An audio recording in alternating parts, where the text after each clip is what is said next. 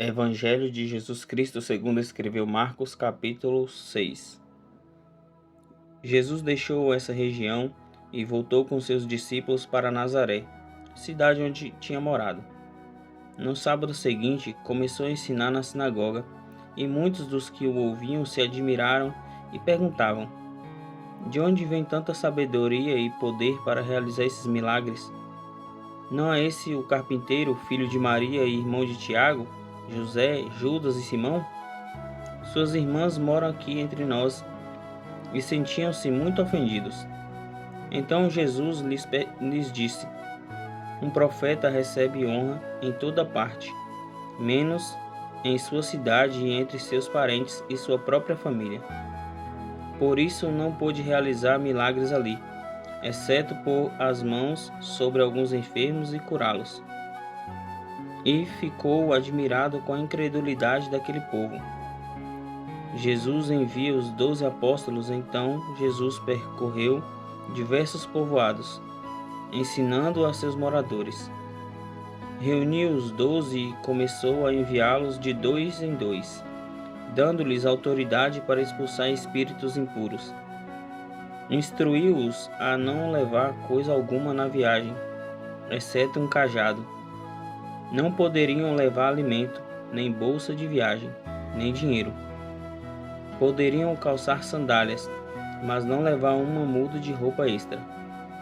Disse ele: onde quer que forem, fiquem na mesma casa até partirem da cidade. Mas se algum povoado se recusar a recebê-los ou a ouvi-los, ao saírem, sacudam a poeira dos pés como sinal de reprovação. Então eles partiram, dizendo a todos que encontravam que se arrependessem. Expulsaram muitos demônios e curaram muitos enfermos, ungindo-os com óleo.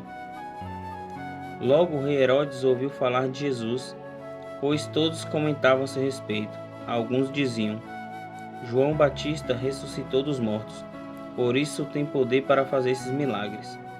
Outros diziam: é Elias. Ainda outros diziam: é um profeta, como os profetas de antigamente. Quando Herodes ouviu falar de Jesus, disse: João, o homem a quem decapitei, voltou dos mortos. O rei havia mandado prender e encarcerar João para agradar Herodias. Ela era esposa de seu irmão, Filipe, mas Herodes tinha se casado com ela. João dizia a Herodes: é contra a lei que o Senhor viva com a esposa de seu irmão. Por isso Herodes guardava rancor de João e queria matá-lo, mas não podia fazê-lo, pois Herodes o respeitava e o protegia, sabendo que ele era um homem justo e santo. Herodes ficava muito perturbado sempre que falava com João, mas mesmo assim gostava de ouvi-lo.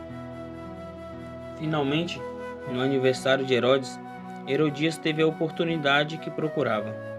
Ele deu uma festa para os membros do alto escalão do governo, para seus oficiais militares e para os cidadãos mais importantes da Galileia.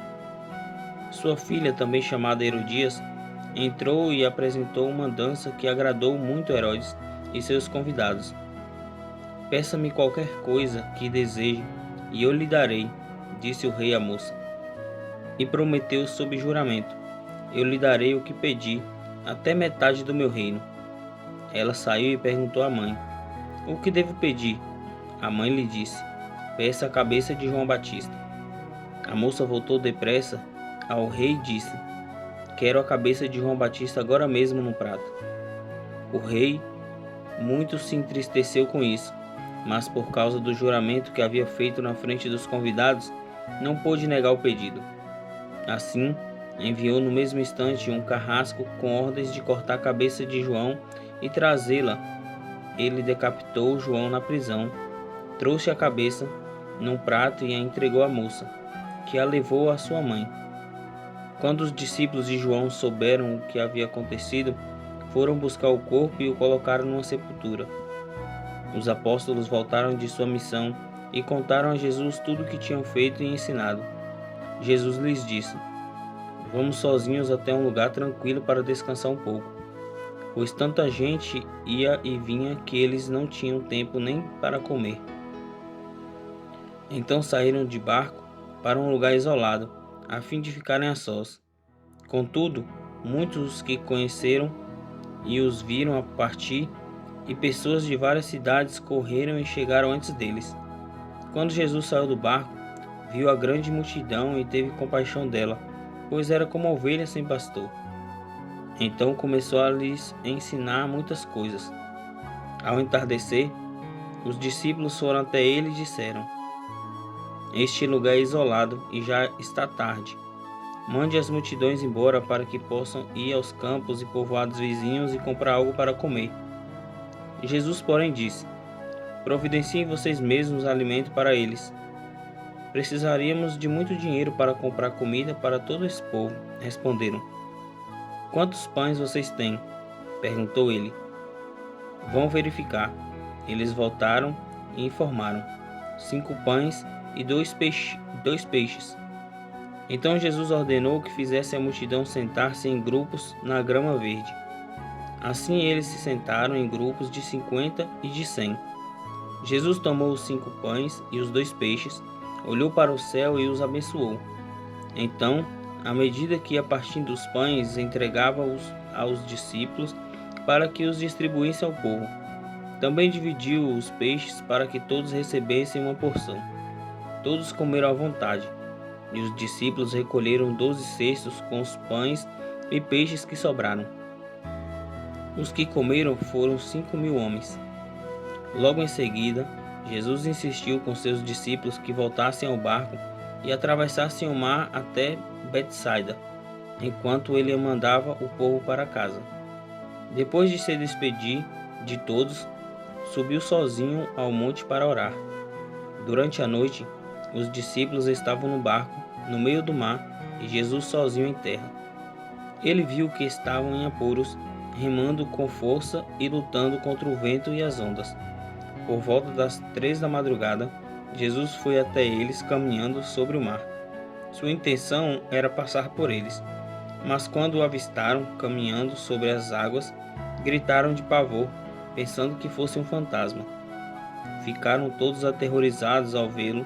Imediatamente, porém, Jesus lhes disse: Não tenham medo, coragem, sou eu. Em seguida, subiu no barco e o vento parou. Os discípulos ficaram admirados, pois ainda não tinham entendido o milagre dos pães. O coração deles estava endurecido. Depois de atravessarem o mar, chegaram a Genezaré. Levaram o barco até a margem e desceram. As pessoas reconheceram Jesus assim que o viram. Quando ouviam que Jesus estava em um lugar, corriam por toda a região, levando os enfermos em macas para onde sabiam que ele estava. Aonde quer que ele fosse, aos povoados, às cidades ou aos campos ao redor, levavam os enfermos para as praças. Suplicavam que ele os deixasse pelo menos tocar na borda de seu manto, e todos que o tocavam eram curados.